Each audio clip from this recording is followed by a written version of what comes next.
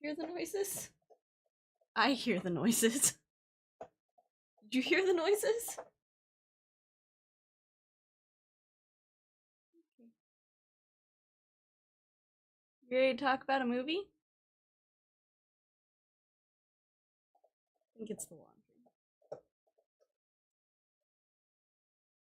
Yeah. Or the dog. Or a combination of the two. There is this podcast time. Shh. You ready? Okay. Here we go. Loud noises. No, that's real monsters. Close. There's 4 H's. An exclamation point. And 3 2 A's. 3 exclamation points. And 2 A's. Mm-hmm. Serious business. I'm not learning. Okay, ready? Set. 3, 2, 1.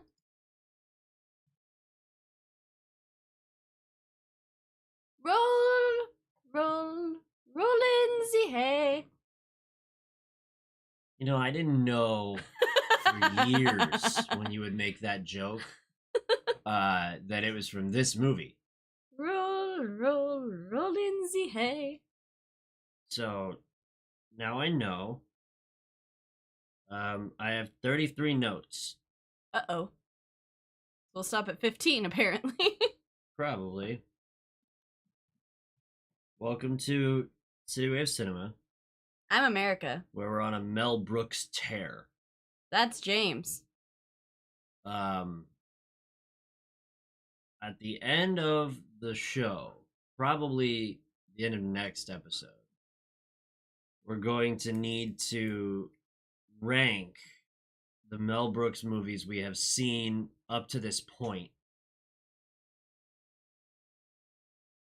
And it's going to be very difficult because we have very different tier lists. We do have very different tier lists. So it's gonna be tricky, but I think we can do it, and it might be funny along the way. So this is we watched Young Frankenstein a few hours ago. It's been years since I watched an all black and white movie. It's for the aesthetic. It's not like it was made, because I think this one was made after Blazing Saddles. If I'm remembering correctly Yeah, because in the Gene order. Wilder had the idea for this movie during Blazing Saddles. But they wanted to. Mel Brooks wouldn't do the movie if the studio tried to trick him into filming with color film, so they filmed it all in black and white film. And I like it for a couple of reasons. One of them I'll talk about later because it's the best reason. Okay. So Mel Brooks and Gene Wilder parody Frankenstein, and Gene Wilder gets writer's credit. Good for him. Because I guess he came up with the idea. They did it after Blazing Saddles. And honestly, Mel Brooks, just like every proper director, just collects individuals to be in his movies. Yep. Gene Wilder, Madeline Kahn, a bunch of other folks that just cycle in and out. Names 2 people. Listen, and the other ones. Listen, I only had room in my brain for 2 names, okay? And guess who else is in his movies? Mel Brooks is in those movies, okay? Well, yeah. But he was not in this one. I want to know who started that nonsense. What nonsense? We've talked about it a couple times, I think, all with the Mel Brooks movies, but the idea of, like, the director starring in their own... I guess not starring, but, like, appearing in their own film as, like, a cameo. Like, I want to know who started that shit. I want to know... I don't know. It might have been Mel Brooks. I'm gonna find out. You talk about the movie. I'm gonna find out. All right. I'll be back. So we start with Gene Wilder being a professor, a doctor, actually, teaching at a university, doing a lecture, in this little punk ass med, and it's just sort of showcasing the acting chops of Gene Wilder, who is magnificent as always. Not too much to go off of here, other than a lot of setup, uh, and the student being just a really annoying piece of shit. We then, at the end of the class, there's a guy in there who has the will, um, from his no, not his grandfather, his great grandfather. Uh, and we kind of yada yada the part to get to where he goes to Transylvania. Yeah, we very much just like he we're has on the a will, train, and then he's on a train, and we go from New York to Transylvania, and we will not take questions at this time how we traveled by train from New York to Transylvania, which is in a different continent. Yes. Never mind that. It's not important. Doesn't matter. The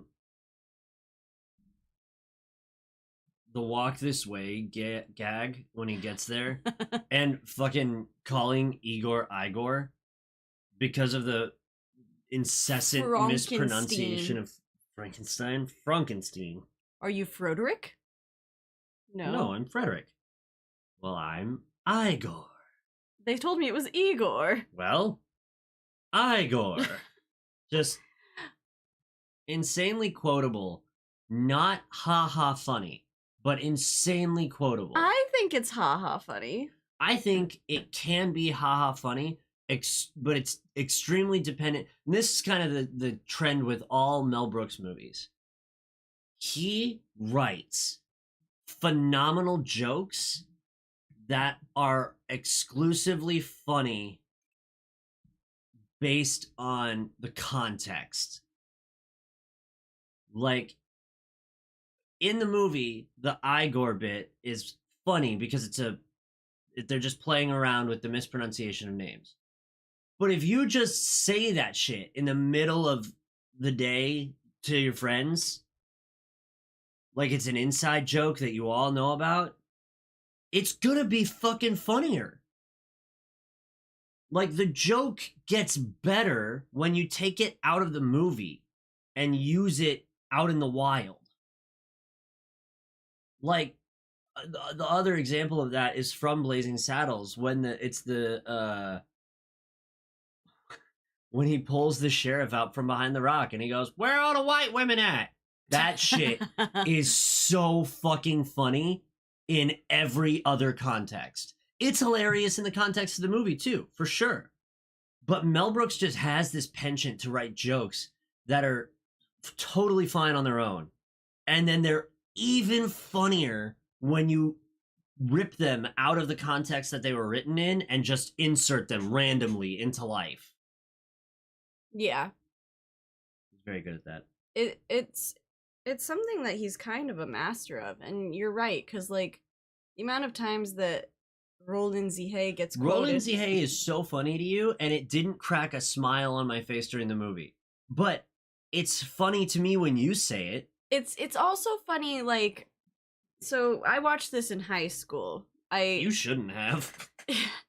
We read Frankenstein in high school, and then we watched the movie Young Frankenstein. And my crush / boyfriend, on again, off again boyfriend at the time, like, we would quote that movie to each other all the time. Actually, everyone in that class would. We would just be walking in the hallway and be like, "Brew her."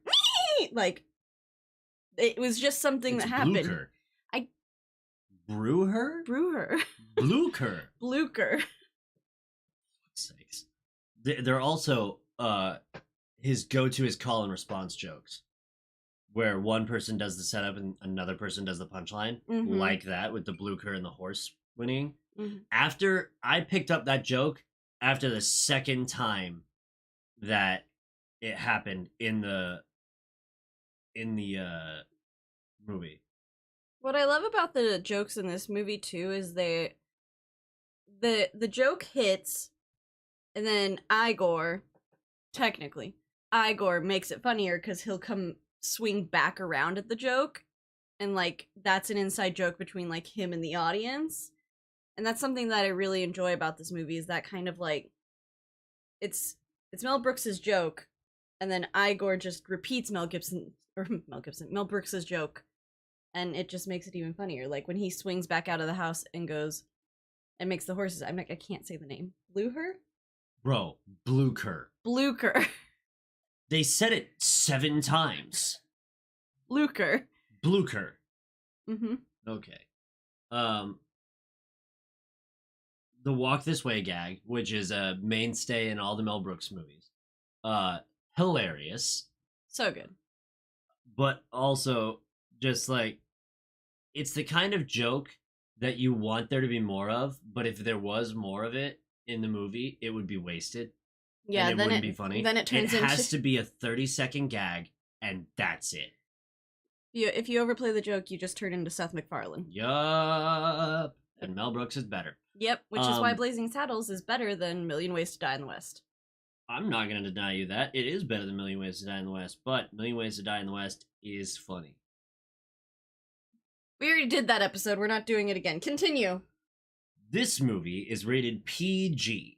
Uh-huh. The MPAA hasn't known what the fuck they're doing since the beginning of the dawn of time. We talk about this frequently on this channel. It is so regular to bitch about the MPAA whenever we watch a movie that was made pre-1990, okay? In the 80s, in the 70s, and in the 60s, we just said shit on film, and we put it out there in the world, and it was almost always so much worse than what you can get away with today. You cannot do the stuff that happens in this movie today and get away with a PG rating. This movie is PG-13 minimum right now. R easily. Just based on the sex gags alone. So many. There's so such many. a horny movie. And they really disguise the fact that it's a horny movie until the end of the movie. Mm-hmm. And then they forget that they were making a serious movie and everybody just starts fucking. It's just it just I'm gonna fucking do that to you now. You're gonna start flirting with me at random like you do sometimes, and I'm just gonna go. You're gonna fourth wall break to the camera. To the invisible camera in the middle of the hallway. Yes, absolutely. The MPAA is fucking stupid. The world was better back then, chat says. Listen, the MPAA is occupied by the same people who do Mothers Against Drunk Driving and all the fucking anti-drug shit. And it's just a bunch of, I'm gonna get nasty. Just a bunch of Bible thumpers who haven't read the book yet. And they're just mad at anything. You know, people who don't work full-time jobs and have all this time on their hands to just Who is bitch. in the MPAA? Mothers. I'm getting angsty about it. Who's in the MPAA? Can I be in the MPAA? I took a college course, and what I learned about the MPAA was it was a bunch of moms that got together and decided that they could dictate when and what people watched and what age they were. And so that's what I learned in college. And it's not that different now. It doesn't feel that different now. No, it's a bunch of people who have time on their hands and probably come from old money at some point and can just sit there and go arbitrarily decide what the rules are for content for the screen. Because there's a different one for TV. And there's a different one. The issue that came about recently when MatPat was doing all his campaigning for it was the same issue with the internet, is that they can't control the content on the internet. And how do you do that? How can we make it a safe place for children to be and watch and ingest the content? And there's not a way to do that on the internet. They're trying. They've put up no ads on kids things, age blockers. I'm very sorry. I have made a horrible mistake. The MPAA, or the MPA as it is now, does not determine the ratings of films. The Classification and Ratings Administration does. Didn't the MPAA used to? I believe so. But the MPA established the film rating system in 1968, uh, which was intended to provide parents with the information needed to determine if a film was appropriate for their children. Not a bad idea. Not a bad idea. They should have like thought about what they were saying is good and not good. But the ratings, as stated on the Motion Picture Association's website, ratings are determined by the Classification and Ratings Administration via a board comprised of an independent group of parents. Yeah. So it still stands. Yes. I'm going to say this. As soon as we are parents, I'm going to campaign so hard to get on that board. Look at that. I'm going to campaign so hard to get on that board. And they're going to look at this podcast and go, no. Not allowed. You're a fucking Wild West cowboy. You can't fucking be on this board. Yeah. Oh, I hate it. I hate it so much. And anyway. What I was saying was still stands, though, that there's a group of parents that would like to determine what people consume. And it's the same group of parents that like to go around and say ban books from libraries, and there's this incessant need for these elitist parents to control what other people's children consume. Oh yeah. Through media, books, TV, radio, and it's a different group for each media. Like TV has its own, film has its own, but it's the same type of people. The funny thing is, back when they made this movie, it was the type of parents who were like, sure, Jimmy, you're 16, you can have cigarettes. And now it's the type of parents who are like, if you look at my child, they'll get cancer and die. So, we've swung, you see, we've swung too hard in the other direction. It is as though it was a pendulum. And we have swung into the bubble wrap everything forever variety of ratings when we did start in the all children should have cigarettes and fuck type of ratings. And we really need to come back to around the late 90s, early 2000s, where everything was pretty accurately rated. But I digress. The Knockers. So this political statement has been brought to you by James, political. And now we're talking about knockers. Door knockers, specifically. Maybe other ones as well. Big knockers. Listen, the funniest fucking thing about this gag is they go up to the door of the manor, and the door knockers, very clearly, they're giant. It's like a hula hoop, okay? Knocks on the door with door knockers, and I go, wow, those door knockers are huge. I say it out loud, and she just starts cackling. Right? And I've never seen the movie, so I don't know what's going on. And she's just rolling on the couch, dying of laughter, because not 10 seconds later does Gene Wilder make the joke about how big the knockers are as he is eyes to tits with the actress who was there. Inga. Inga? Inga. Yeah. Just, it's one of those moments, we have them a lot, where we either accidentally or on purpose make a joke about something, and that joke is the next thing to happen in the scene. And we just sit there and go, man, I could write movies. Like, it's so good when that happens. You just feel so smart. Something happens in the movie once or twice, in which the orchestra hit. Like, there's a big beat with the orchestra where the horns and strings all come in at once, all real loud and in a flurry, but nothing is happening on screen. And it literally only happens like twice in the first 15 minutes of the movie, and then it never happens again. It's Mel, and I think it's really fucking funny. Yeah, it's that whole Mel Brooks subverting expectations, or using the set expectations and rules that these tropes of movies follow to just make complete nonsense out of it. He just utilizes the tools to mean nothing, which is hilarious. It is tremendous.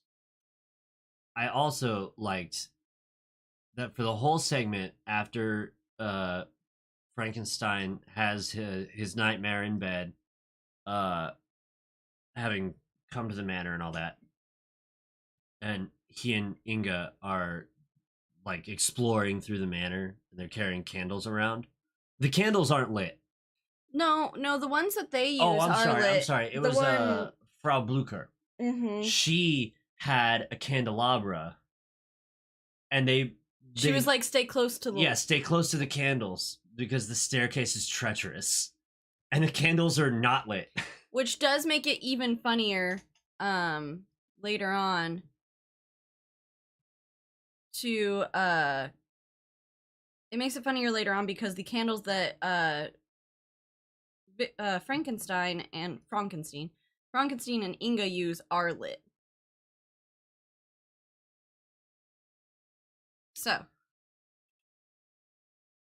I don't even fucking remember what the fuck goes on for the next X amount of minutes. There's well, then he goes around. well, they go into they do the whole castle thing, and then he has his nightmare, and then Inga wakes him up from his nightmare, and then that's when they go exploring and find the secret laboratory. You know what it is? The movie is humorous much more than it is funny.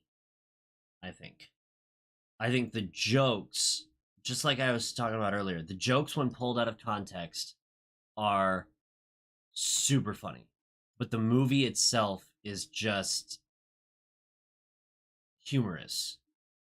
It's like the whole bit with the rotating bookshelf, none of it's haha funny. All of it's humorous. It's what it is, that thing that Mel Brooks does that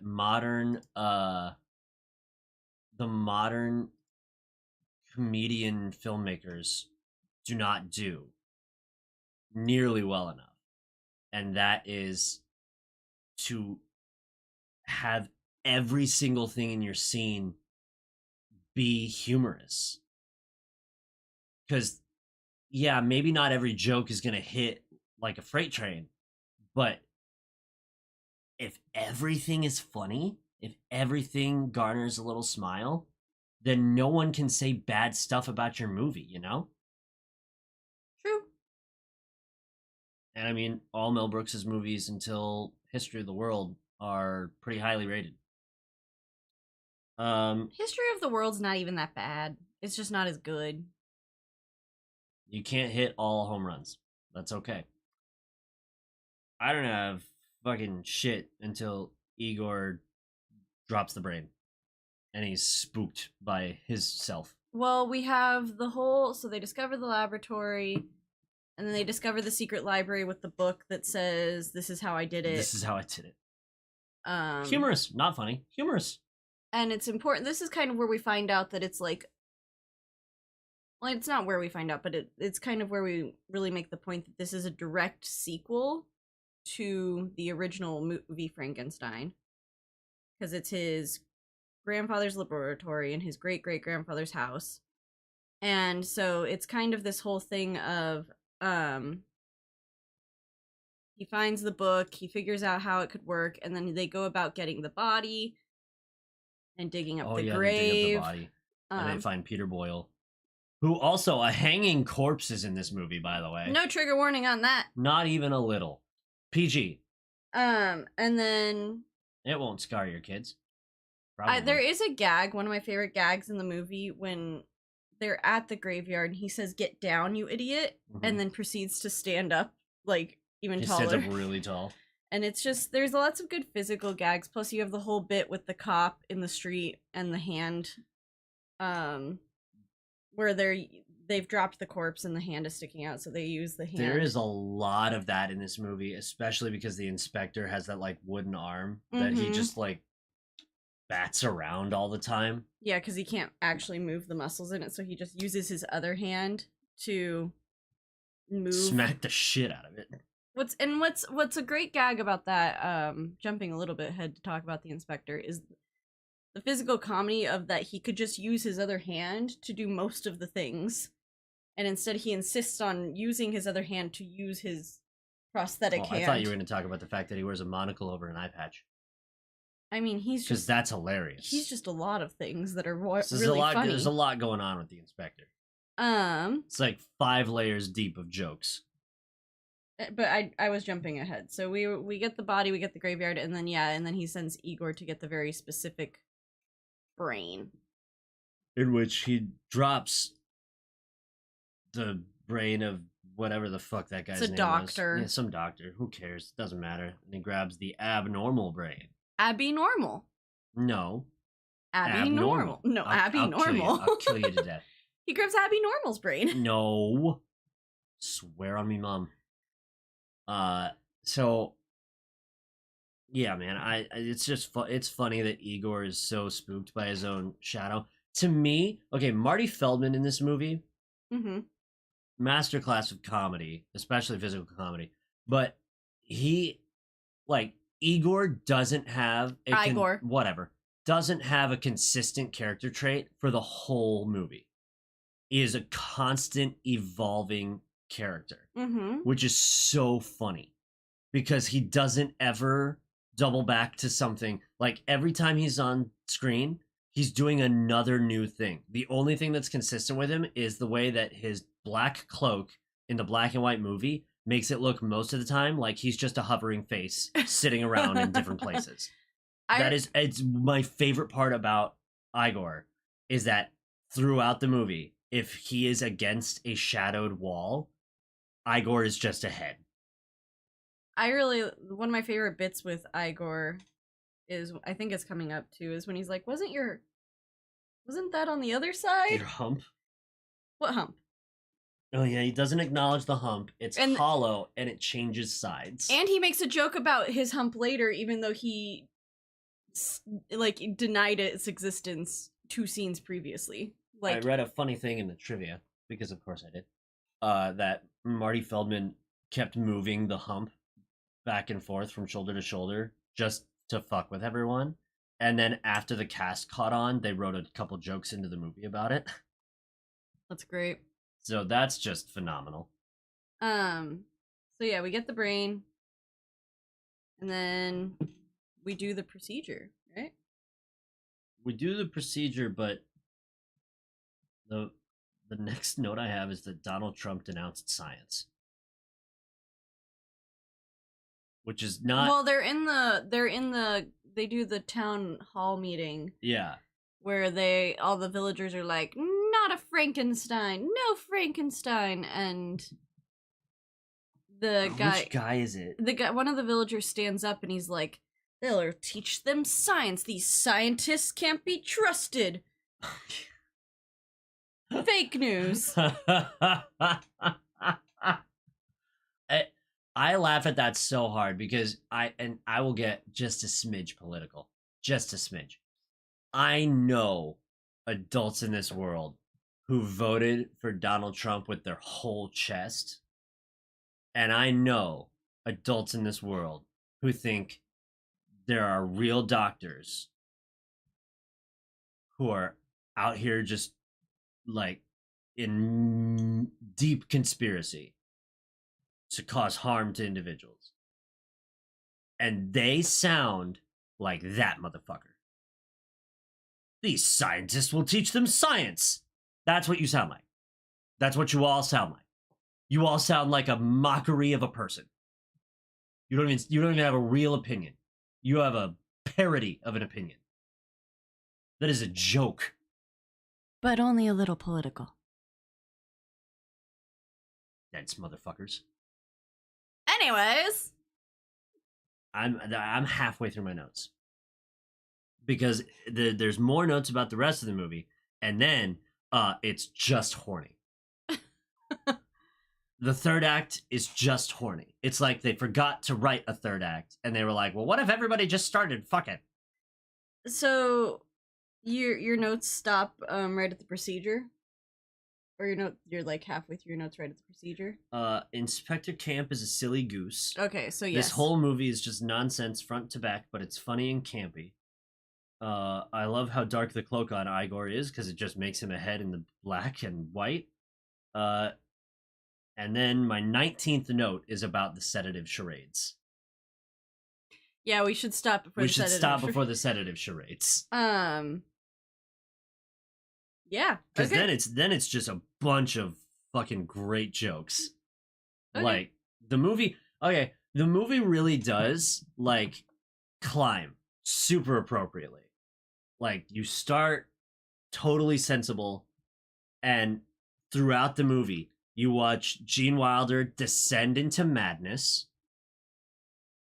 Your perception of reality warps entirely as you go to Transylvania, where everyone speaks in an English accent, even though it's supposed to be like neck deep in a lot of them Eastern speak Europe. with German accents. No, not a lot of them. Like 4 people do.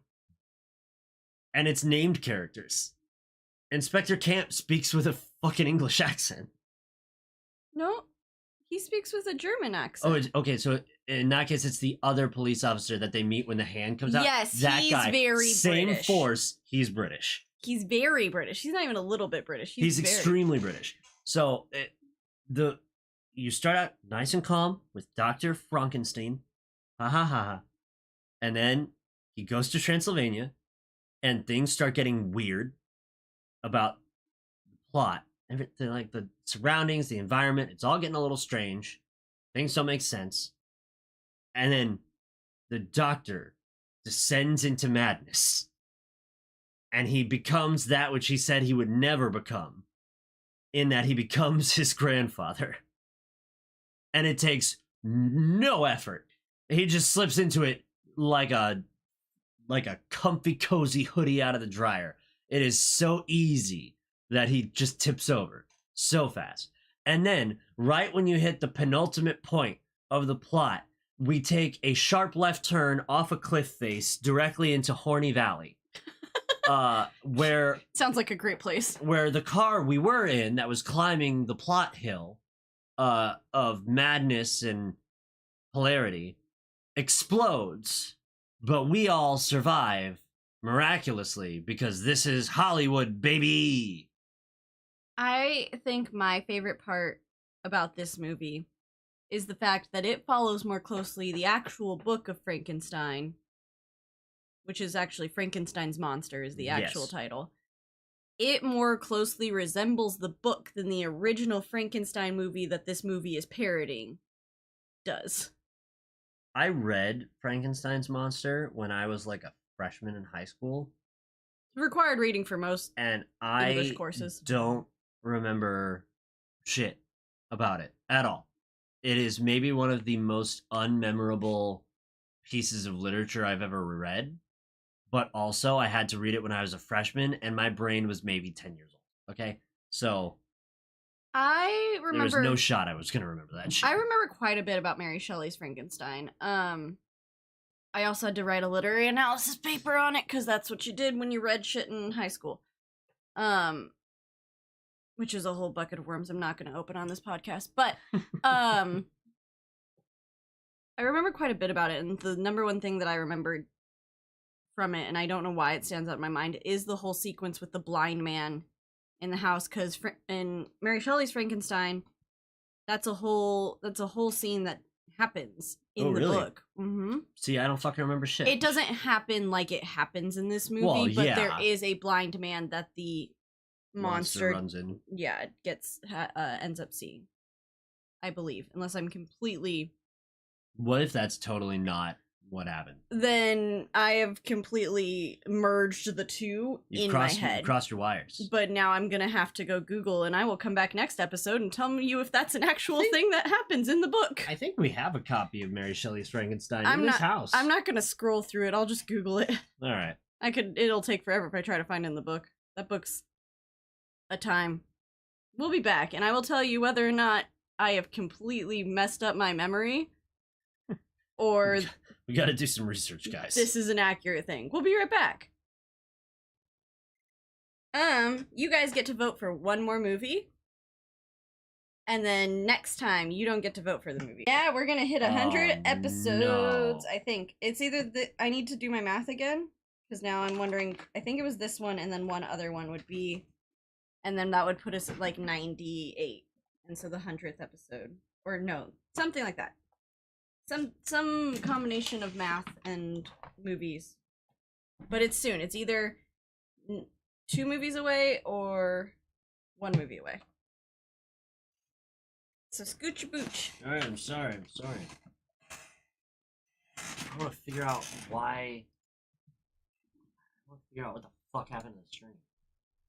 It's an internet thing. There must be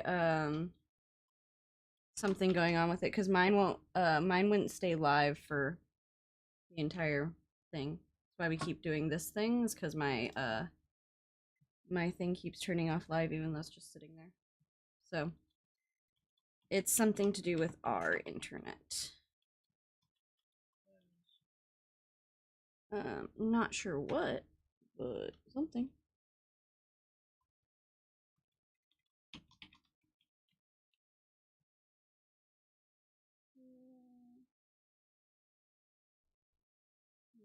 Option road to El Dorado. I need to write Anastasia on here.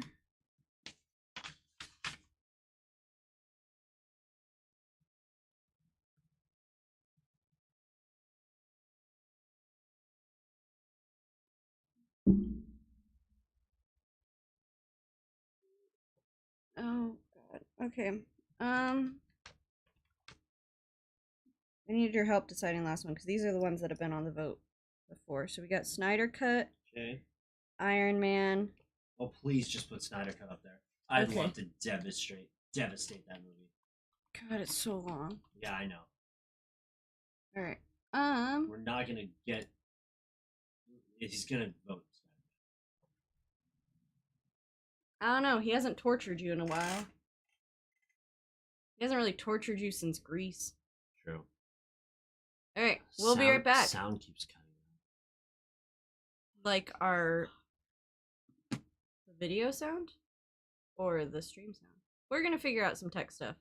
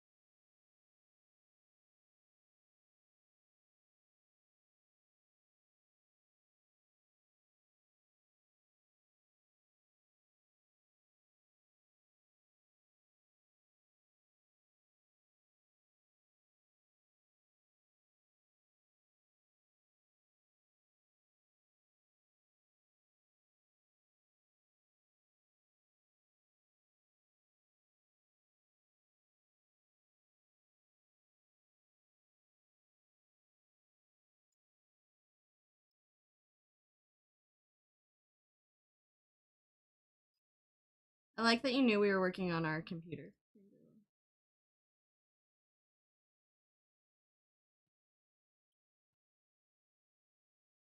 What are you doing?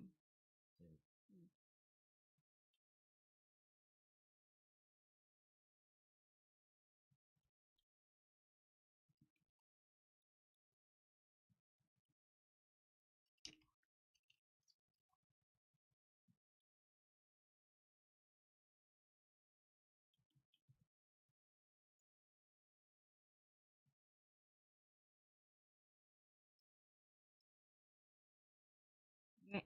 You ready?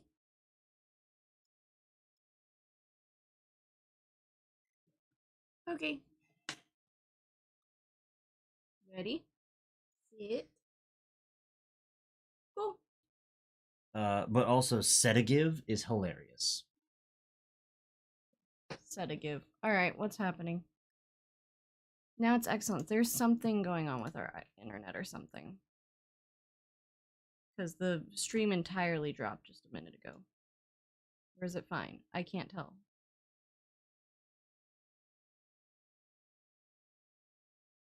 It said that it was going to stop stream, and Green Gorilla's froze. That's what made me look at it. Had to reboot your YouTube. Are you good? Well, it was healthy, and then the audio cut, and then it wasn't getting anything from the Streamlabs. It's a Streamlabs problem. I know it's a Streamlabs problem. Streamlabs. I wonder if we could just stream straight from YouTube's thing instead of using Streamlabs. Probably. They have a thing for that?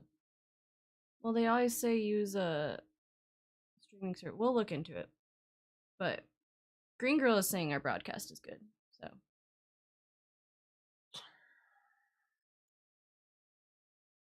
Alright. Ready? Sedative, whatever. Sedative. Alright, 3, 2, 1. Sedative might be one of my favorite jokes in the entire thing. I really enjoy the charades portion, but I also was a theater kid, so we played charades a lot. So it's really funny to see it out of context. I don't know. I enjoyed the whole gag. The whole bit was really funny. The physical comedy was pristine from both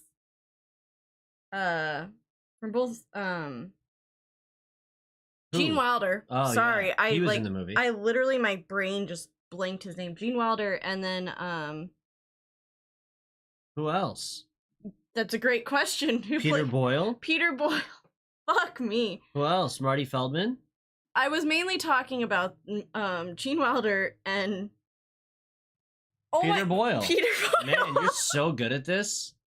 Gene Wilder and Peter Boyle, they have a moment where should be a professional podcaster. Inga and Igor are not getting what he's saying, and he stops strangling him, and Gene Wilder also just looks back at him, and they have this full pause moment of can you believe this is happening? And then they just go straight back into fighting, and it's just such a quick beat, blink and you'll miss it moment, but it's so good. I must have blinked.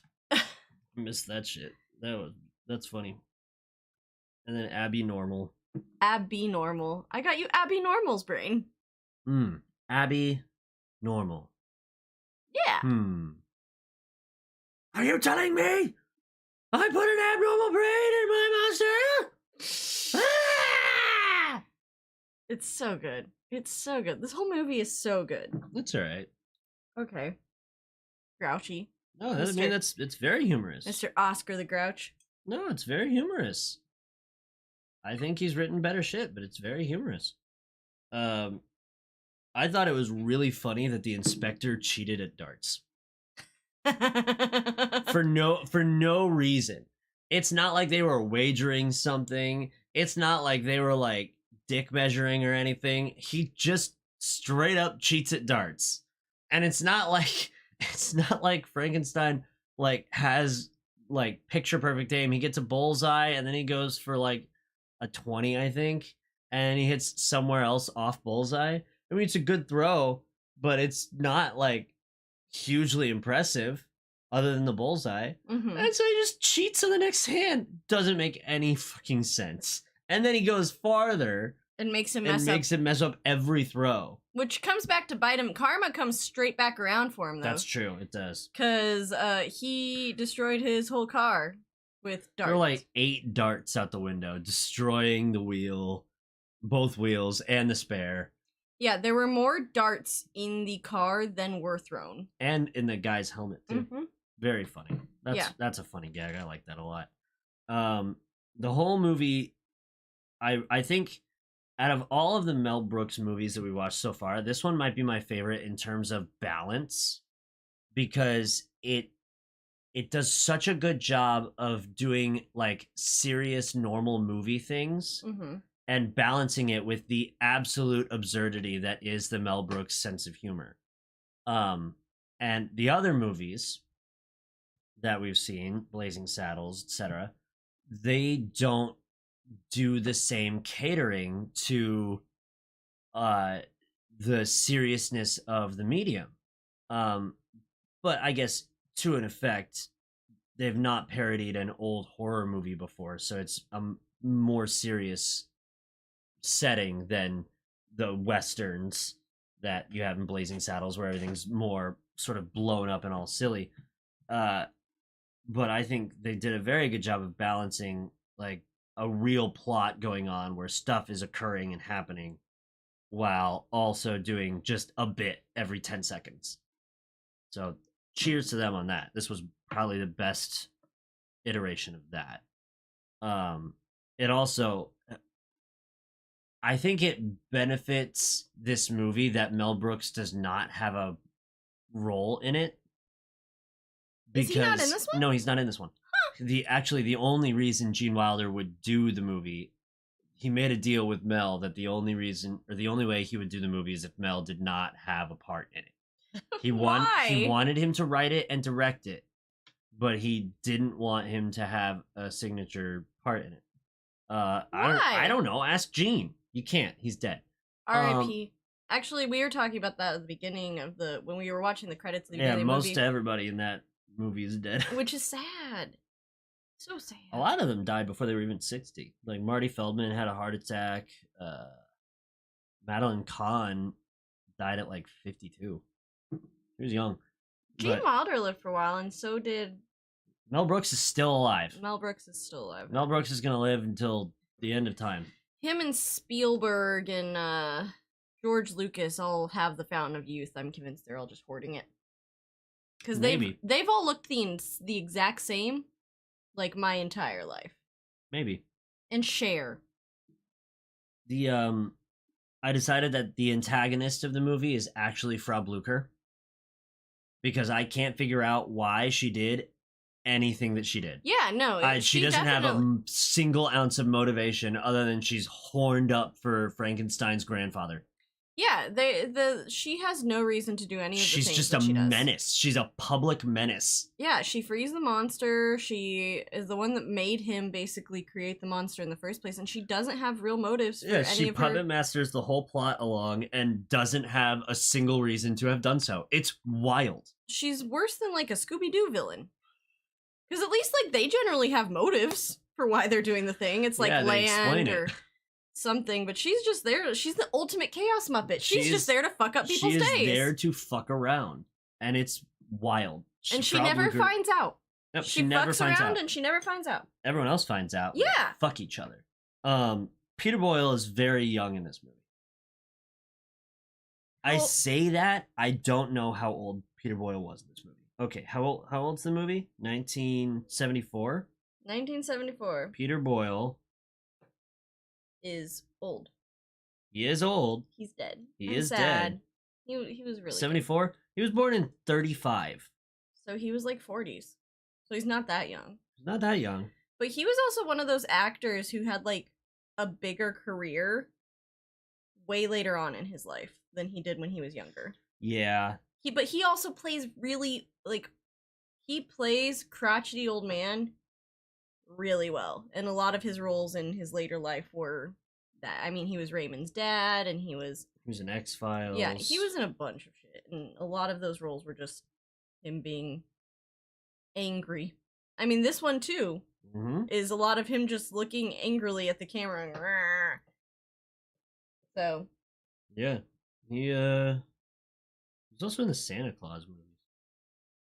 Father Time. yeah, Forgot about that. But he's in yeah, a lot of shit. he's a very storied actor, and so I guess he was in his 40s then when he did this movie, which isn't really. It's younger than I thought he was younger when he was in the movie, because I guess the black and white sort of helps because you can't really tell how old he is, but you can tell he's definitely wearing a cap, a skull cap that gives him that classic Peter Boyle haircut that he would then have in real life for all of Everybody Loves Raymond. So I think that's just wonderful how young and interesting he was in this movie. Um, the soup, wine, and cigar gags in the Gene Hackman scene are hilarious. Oh, in the blind man, Yeah. that is also in the book. And man, I paid attention in school. I didn't know where that scene was gonna go because it's a dude who's like kind of a monk and he's praying for a companion, and then instantly Frankenstein's monster is there, and then he's like, "Oh, you and me are gonna be very close," and I was like, "Hey, whoa, buddy." And he just wanted a friend. Yeah, he just wanted a friend. He didn't mean close like that. Yeah, well, I don't know, man. The Catholics are special, okay? So I didn't know where it was gonna go, and I was like, "Is Mel Brooks really throwing down like this right now? Is this how this is gonna go?" It's an interesting take for him. And he doesn't usually do that. He usually pokes fun at his own clans of people. But it sideswiped me, and we just had jokes about blind people instead. And pouring soup in people's laps. That's a great physical bit of like him trying to like catch the soup, and he can't do it. He just can't do it. And the cigar where he lit his thumb on fire. Ooh wee, that's funny. Also, real big talk from the blind man who can't see the fire to say that the fire is not scary. Yeah, right. You don't know. You can't see. You don't know. You don't know what it's like. I don't have another note until they go to do like the showcase where they reveal the monster to the world. Okay, well, so what happens between the blind man and there? They lure the monster with the violin. Yeah. Catch him in a net. Yep. Take him back. They have the whole bit where they lock him in the room and he tells them, no matter how cruelly I beg you, no matter what I say, no matter what you hear, how loudly I scream, do not open this door. And then he goes in the room and immediately tries to get out. And yeah, he goes in there, the monster like makes one aggressive noise and movement, and he's like, No, let me out. Let me out. Open Jesus the door. Christ, let me out. Open the door. There's a lot of swearing in that one particular scene. Yes, there is a lot of swearing in that scene. This movie's rated PG. Yeah. You know what? I don't know if I want to talk about it on the podcast. Fuck it. I once dated an individual. Okay. Who female or male? A female individual. Okay. Bless her heart. Oh God, we're in the South. Her mom was something of a content Nazi. That's how I know they'll never hear the show. And this is coming from you. Oh yeah. I'm talking, I was 17, 18 when we dated, and I could, at that point in my life, having been as sort of tampered down on what I could and could not watch, based on my household, I was allowed to watch pretty much whatever at that point in my life. I was 17, 18 years old. I went to college when I was 17, so the control was lost, basically. So my parents didn't even try. Girlfriend at the time was 20, 21, somewhere in there. Okay. And I will never forget having her tell me that she could freely watch any PG movie, but if it was a PG-13 movie, she had to ask permission. This is a 20-year-old individual. She'd ask permission from her parents. And I was like, oh no. And I think I was not learned enough in the ways of the world. I hadn't seen a Mel Brooks movie yet in my life, okay? I saw that shit after I was 21 and I could drink. So, if I could go back in time, I know where this is going. I think it would be very, very funny to showcase all the Mel Brooks movies because they're all PG and they're all heinous. Is it Men in Tights PG-13? Is Men in Tights? It might be. It was in the 90s. Let me take a look-see here. And Cary Elwes is in it, and he's a sex icon. So I think if I were her, if I was in that story, I would be in prison. Because at some point, I would have just snapped. She loves her mom. It's strange. I know, but if you were just took my whole personality and personage and put it in that situation... Okay, yeah, Robin Hood Men in Tights is PG-13, so it couldn't have done that, but... I would have just snapped. Spaceballs is PG. Mm-hmm.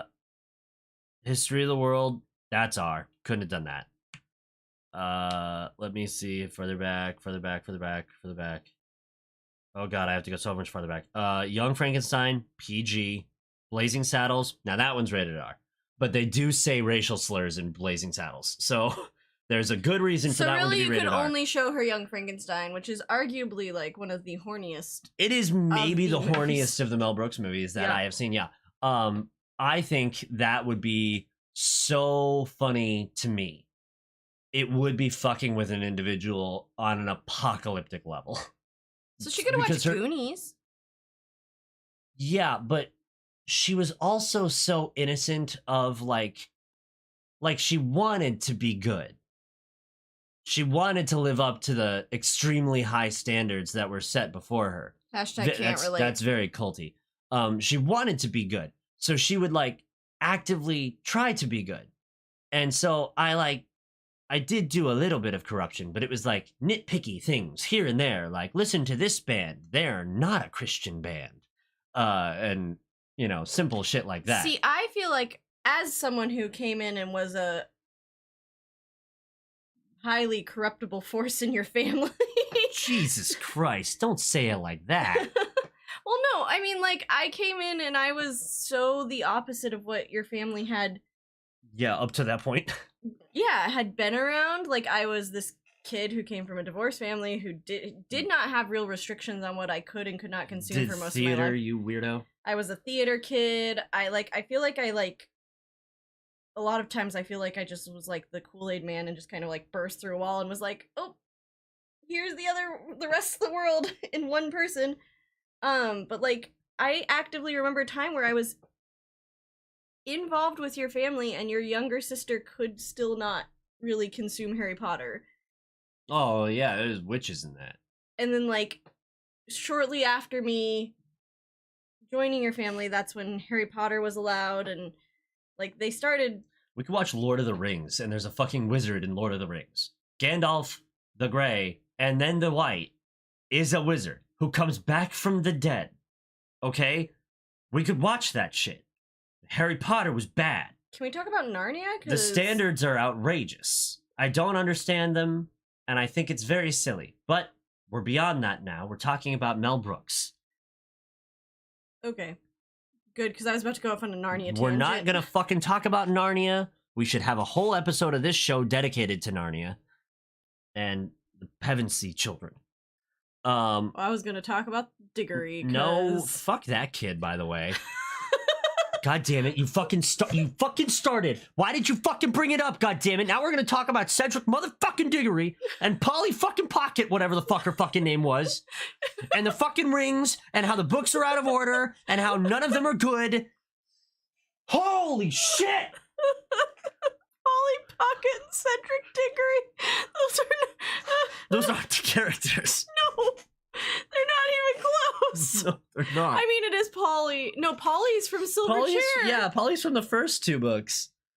Can I talk about how...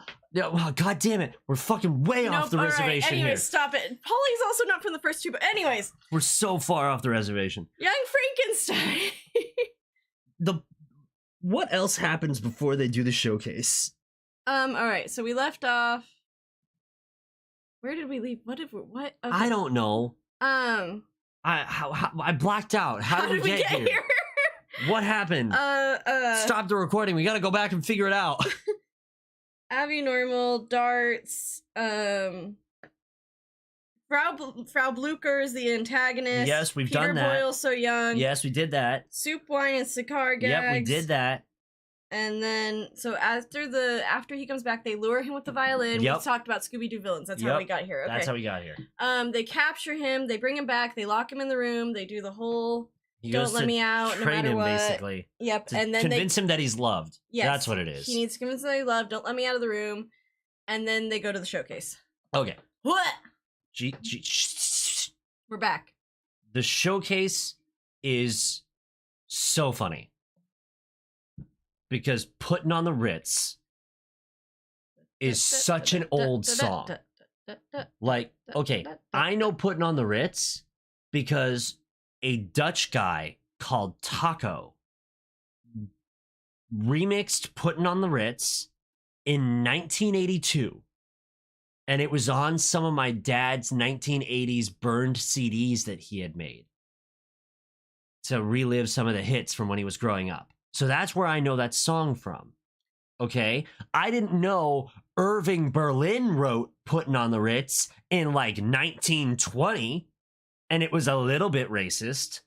And then he rewrote the lyrics in 1946, I think, and made it way less racist. And then fucking Fred Astaire sang it. Yes, Fred Astaire did. And then Ella Fitzgerald sang it. Yeah, it's one of those songs that has been around forever. It's been around forever. And I didn't even know that. Puttin' on the Ritz is also one of those songs where I feel like I've just always known it. Oh yeah, I had no idea the first time I heard it. I don't remember where I first heard it, but it's been locked in my psyche for like ever. The other one is Staying Alive. Like, I don't remember the first time I heard Staying Alive. Well, everyone knows Staying Alive. Exactly. It's by the Bee Gees. It's one of those songs that, like, especially for, I feel like, the millennial generation, that, like, they just have been so incorporated in culture and pop culture and references, and then... When you ask someone born 1985 to now what the first disco song they can think of comes to their head, it's either going to be Earth, Wind, and Fire. Do you remember? Or it's gonna be "Staying Alive" by the Bee Gees. That it's disco incarnate. How did we get here? What is happening? We were talking about on drugs. We were talking about Puttin' on the Ritz. No, Puttin' on the Ritz. Topic. Ah, goddamn! Puttin' on the Ritz. Great song.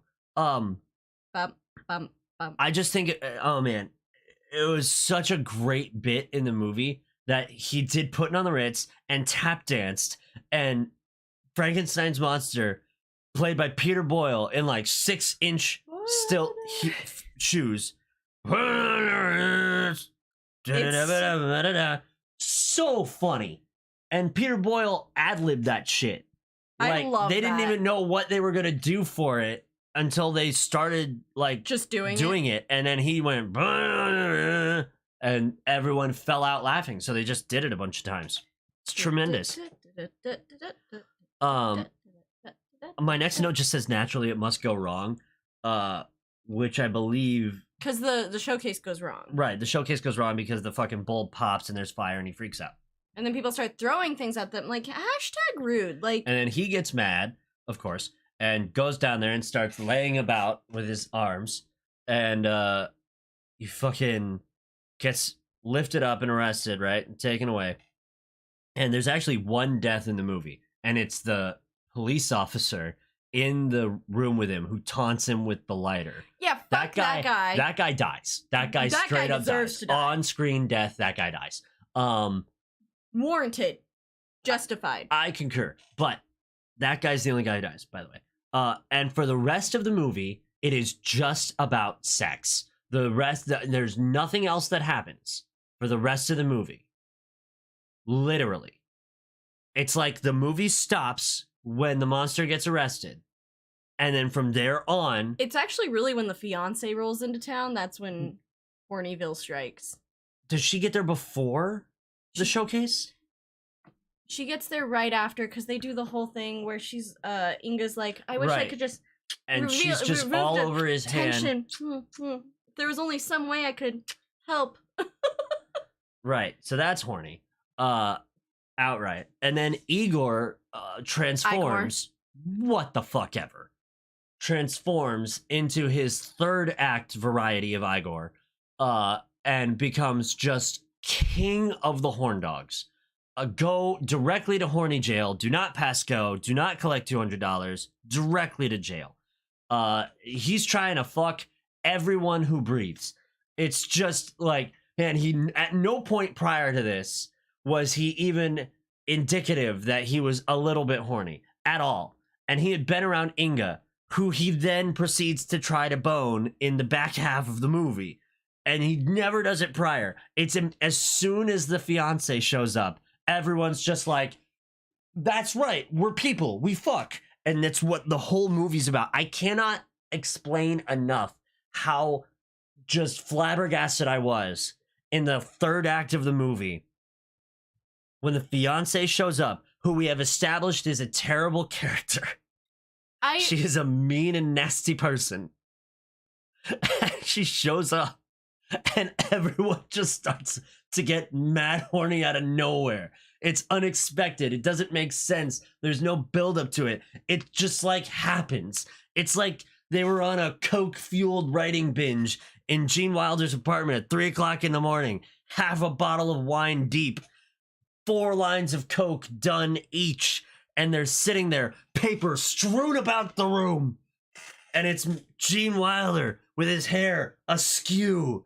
And it's Mel Brooks stomping around going, why can't I make more jokes about the Jews in this movie? And Gene goes, no, you're not in the movie. We can't do that. And they go, I know what we'll do. They arrest the monster. And the fiance arrives. And from then on, bang, everybody's horny. Everybody tries to fuck. That's what we'll do. It'll be instantaneous. Yes, America. If I could talk about something that's not horny. Did something else happen? Well, I was just going to say, because I mentioned it while we were watching it too, but I wanted to bring it up on the podcast just to give us something else to talk about briefly. The whole fact that they waited the perfect amount of time, like, because it's very clear that there's, like, chemistry between Inga and Frederick. Yeah. And so, like, the whole time you're like, will they, won't they? Like, they're so flirty. And then by the time they actually do it, and the fiance comes back into the picture, as a viewer... Oh, I forgot they fucked before the fiance gets back. As a viewer, you all have this moment of like, oh shit, yeah, there's a fiance. So, like, they waited the perfect time to, like, from introducing her to bring her back in to the point that the viewer was like, oh shit. Oh yeah. I forgot that this was a person. Yeah, and so... It would be like if we had a Wizarding World movie where Tina Goldstein is in the first 5 minutes and then disappears for the rest of the movie and then comes back in the last 5 minutes. And you go, oh shit, that's right, she's here. Who knew?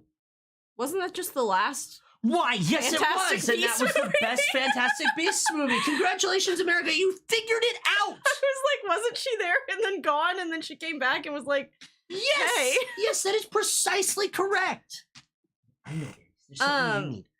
Yeah, so... I just... Horny. Dude, my notes are, the fiance gets there and Igor acts like all the way out of pocket. And it's just, Igor, what the fuck? I love it, though, because that's the funny part about that whole joke with Igor and the fiance is he just goes and repeats the same lines of dialogue that Gene Wilder's character, Frederick, just did, and it's under different contexts. Like, yes, it's so good. Such a good joke, but out of pocket entirely out of pocket. My notes go in order. Igor, what the fuck? This movie is mad horny. And that happened during the scene where he's just like up against his fiance and he's just trying to get laid so bad. And he's just holding her mirror too while she's like filing. Yeah, he's just like so. And she's like, wouldn't you rather wait until I'm legally yours? And he's like, no, no, bro. The modern day term for it is down bad. One could say down apocalyptic. He's one could say DTF.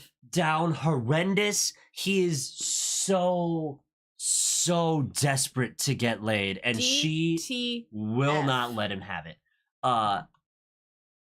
And I'm sitting there like, oh, what a tease. And the best joke is just he goes to kiss her and she stops him. This was improvised as well, by the way. She stops him and goes, no tongue. And so Gene Wilder, for the rest of the scene, just held his tongue still.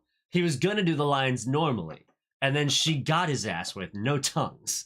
And he just did the rest of everyone fell out laughing.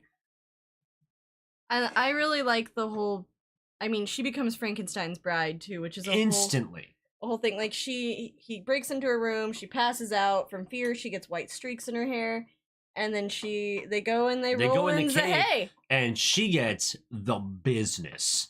And that's when I wrote that in all caps, the movie has taken a turn, and it is in fact the horniest.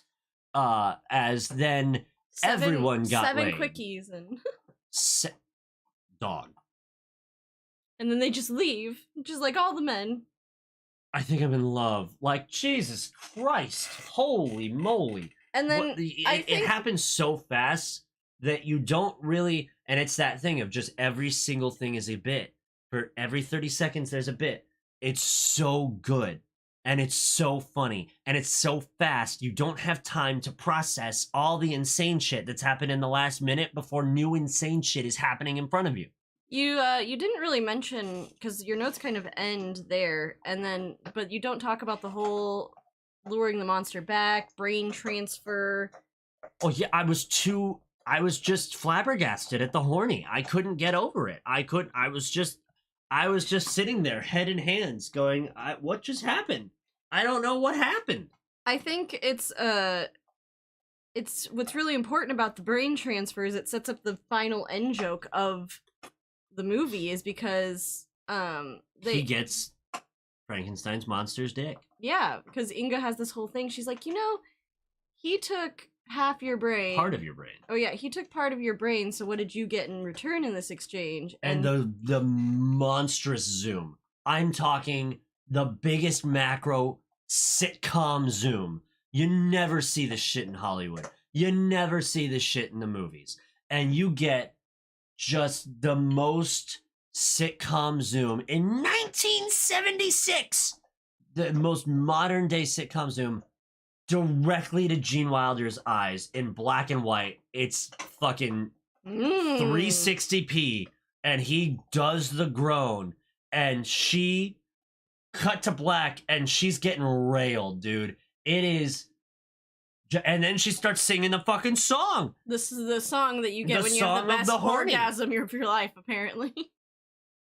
So yeah, no, I really enjoy this whole movie, but you're right. That's a cut that I would expect to see like in a show like Modern Family, where it's all about like just the quick zoom cut that's in The Office. And they all can claim that they learned it from this, because I've never seen a piece of older media than that do that sort of super fast comedy zoom.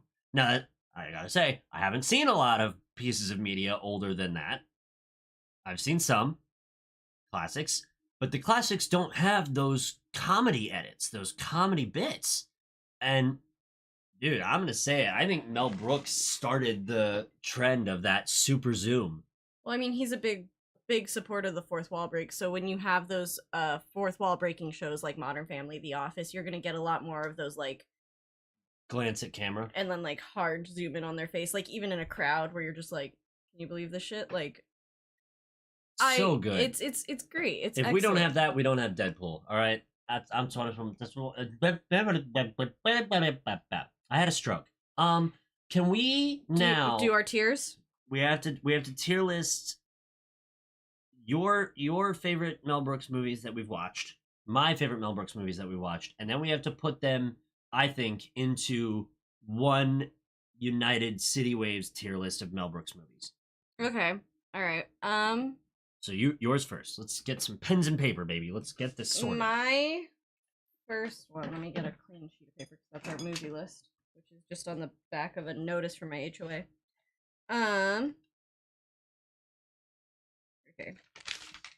Here we go. All right. So mine definitively goes Young Frankenstein is my number one. I cannot write. This is why I hate pencils. Stop writing so aggressively. I'm heavy-handed.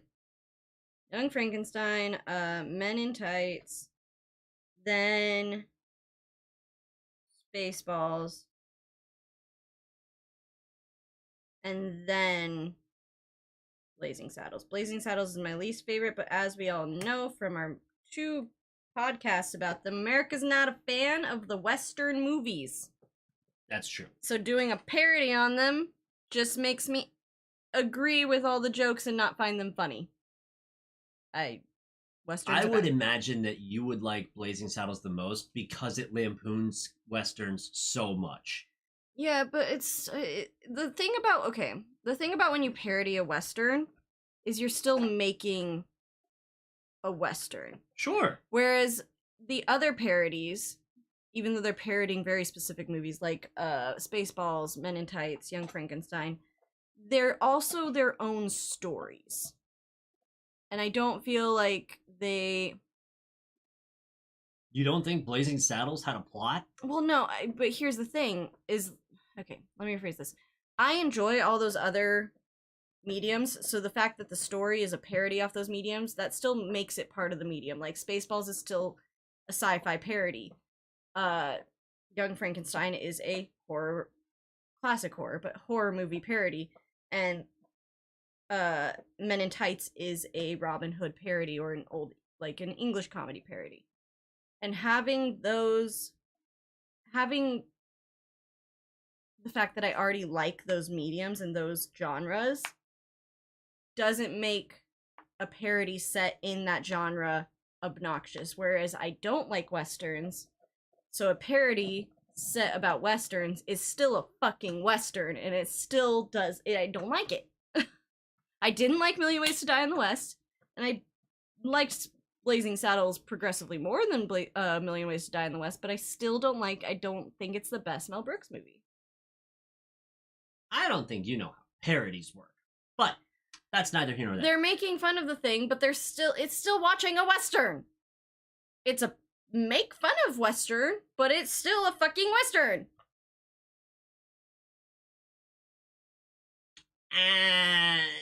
All right, give me your... Run it down. Run it down for me. My list again? Oh, you already said it. Young Frankenstein, Men in Tights, Spaceballs, Blazing Saddles. Okay. Here we go. This is not even remotely similar. Men in Tights, Blazing Saddles, Spaceballs, Young Frankenstein. How in God's name are we supposed to combine these lists into one united CityWaves tier list? Well, because Men in Tights is... That's got to be the first one. Top one so Men in Tights both of ours. Has Men in to Tights be is number one for the channel. What was your second one? Blazing Saddles. What was your third one? Spaceballs. And Young Frankenstein was last for you. So then, by that math, Spaceballs would be number 3 because we both put it in our mid tier. So, or Spaceballs would be number 2 because we both ranked it mid tier. So we're taking the averages here. And then it would have to go Young Frankenstein, and then somehow Blazing Saddles ends up at the bottom. Where's Blazing Saddles on your list? Second. Our second. Those probably it would be a tie for third then, because a tie for third between Blazing Saddles and Young Frankenstein. Yeah, because you can't divide that because it's the exact opposite. Which is funny because I would 100% of the time watch Blazing Saddles over Spaceballs. Like if you sat down and you were like, which of these 3 Mel Brooks movies do you want to watch? Blazing Saddles, Spaceballs, or Young Frankenstein? I pick Blazing Saddles every time. It would have made things easier if you had ranked Spaceballs lower than Blazing Saddles. Well, I mean... Because then Blazing Saddles would be in Spaceballs spot. Yeah, but Blazing Saddles is better. I'm just saying. I think, okay, here's the reasons. Men in Tights is the overall best. It's got the best plot. It's got the best actors. It's got the best jokes. It's why it's maybe the most quotable. That's why it's number 1 on our combined list, because it's second place on mine and first on yours. Easy peasy. Spaceballs has the approval of George Lucas, is very, very funny. The bits are immaculate. One of my favorite jokes, probably out of all of the Mel Brooks movies, comes from Spaceballs, and it's Comb the Desert? No. Oh, that's maybe my favorite joke from that movie. Mine's the straight to release DVD. That's such a good not gag. DVD. It was a VHS. It was a VHS back then, but the straight to release VHS where they're like, "Wait, we can watch the movie. It's coming out right now. We're making the movie." Like that whole bit is just so funny. funny. I think Men in Tights is the best cast. I think Spaceballs has maybe a better cast, except for it's a waste of John Candy. Okay. I think John Candy is so much a better performer than what he got to do in Spaceballs. Not to say he did a bad job, but the role could be attained at the same level with half a dozen other actors. And I think it's just an extraordinary waste of the talent of John Candy. Let's do what we did with Meow Wolf. So that's our overall list. But for example, who had the best story? Blazing Saddles has the best story. See, I would say Young Frankenstein has the best story, which we're just gonna disagree on this. We're just gonna disagree. Young Frankenstein has the best first 2 acts of all of them. Who has the best bits? The best bits? Men in Tights. Men in Tights, yeah. Men in Tights for sure. And then you already said the best cast is Men in Tights, which I would agree with. And then Spaceballs would be up there. Spaceballs is up there because you have a lot of really good. There's some really, and it's a bunch of B-list actors in Spaceballs who are just home run hitters. They're so good. You really picked like the top of your B-list actors, yeah, it's and pulled them into one movie. B-movie royalty in Spaceballs, and also John Candy and John. No. What's the Darth Sad Boy? Fucking. What's his fucking name? I can't remember the actor's name. Help. Save me. He played Seymour. I know. He was in that other movie where he played a wimp. He plays a lot of wimps. He's very good at it. He's very nerdy. Send help. What's his name? I can't with It has disappeared. Darth Sadboy. Rick Moranis! You're too slow! I couldn't stop laughing enough to type because you just called him Darth Vader Sadboy. Like, you could have said a million things, and I didn't think that's where that sentence was going to end. Rick and Moranis. You went for sad boy, which it's not what that term is. Rick Moranis is he's just a sad little guy. Rick Moranis is so good. He's an A-lister, and so is John Candy. And Bill Pullman could have been, but he's king of the B-movie guys. Young Frankenstein also has, like, a shitload of B-movie guys, and also Gene Wilder. It's like throwing a Tim Curry in your film. It's like, well. It's absolutely like having Tim Curry in your movie. Were Tim Curry and Gene Wilder ever in a movie together? I don't think so, but I would have loved Madeline Kahn and Tim Curry are both in Clue. That is true. Great movie. Didn't we watch that for this podcast? No, we didn't, because we did a drinking game for it and got absolutely hammered. Yeah. There is nothing in this world like a drinking game for Clue where you don't drink for the first 2/3 of the movie, and in the third act, you get fucked up beyond recognition in 10 minutes. It's bananas. It's all those damn flashbacks. God damn. Okay, so we really just need to have an episode of the show, maybe after we do the 100th episode special, where we just sit down and bullshit about movies for a couple hours, and we'll just call it the reset episode before we go back to movies. I have an idea for what we're gonna do, but I'll tell you that later. Okay. The Road to El Dorado is our next film. Great, have not seen it. Animated, jumping back into animation, which we haven't been in a we haven't done an animated movie since Chippendale. Yeah, well, and can we even consider that Sonic too? Have we actually done a pure animated movie? I don't know. Can't think. All right. We will see you next time for The Road to El Dorado, and then My Nightmare. And then possibly... If you thought me watching every Twilight movie in a row to woo this woman was rough, You cannot possibly imagine what I have promised to get to do this show. Okay? On the 100th episode. Oh, God, no, don't say it out loud. Don't you say it. I'm not going to say it. Hallelujah. I'm spared the indignation, the embarrassment, the humiliation. They'll know soon. They will know. Alrighty. You don't get to know. What I thought we could do since we're on stream, It'll be a surprise. Since we can talk about it. Because I just thought about it from listening to Distractable, actually. I thought it would be really cool to do, and it would satisfy this thing that you're talking about, because we could do it at the same time, is there's a website where you can do those stupid, like, tier lists. Oh, hell yeah, make a tier list. And we're going to do a tier list of all the movies we've seen for the first 100 movies. Oh, that'd be fun. The first 100 episodes. That'd be fun. So, I also, another consideration, if we somehow didn't want to do that, is to try and get James on and literally just bullshit with him about movies for so long, because he will go on rampages. Well, what we could do is James, if we wanted to do that, we could bring James on and he could be the deciding vote, because that's what Mark does. Like, basically Wade and, because we're not going to agree on every movie, Wade and Bob basically pitch, for the Five Nights at Freddy ones, they basically pitch their thoughts of why that should be the ranking that it is, and Mark comes to a consensus, because he's the Five Nights at Freddy's expert. So we could get a film expert on, and we could both try to... This is our resident film expert, my roommate from freshman year. We could try to convince James of why the ranking should be the ranking it gets. But we'll talk about that. Fun. But that's what I want to know. That's what I want to do after 100th episode, is that way there's also... Should we... Okay. 50 movies for us to rank. Just to make it smooth. Mm-hmm.